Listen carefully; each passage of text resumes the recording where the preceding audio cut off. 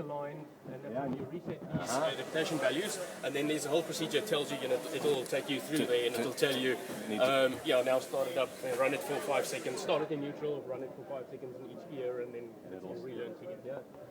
Wow. Very important for these boxes, obviously, is idle actuator calibration. When they start idling really poorly, the first thing they tell you, do an idle actuator calibration. If that doesn't solve it, look for another problem.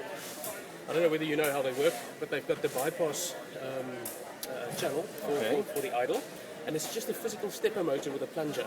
Okay. So what happens is no feedback from the stepper motor. So these things with grit and grime, they get unbalanced, and the ECU thinks it's at a certain position, but it's not. And then eventually, the one's there and the other one's there, and it's just a big muck up. So then you just do an idle actuator calibration, and it actually relearns the zero position. So that's pretty much what it does.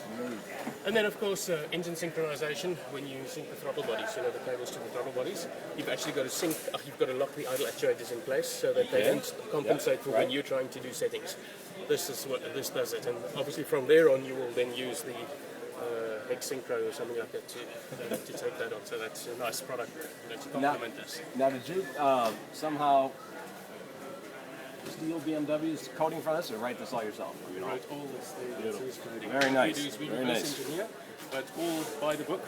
As you're allowed to, we physically look what the tester does, and we listen to the physical protocol on the lines, and we do everything ourselves. That's a lot of work.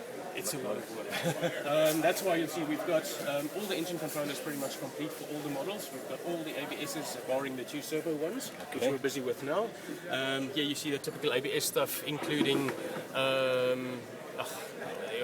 ABS, including ABS status. You can see the valve statuses. And once that comes up, there we go.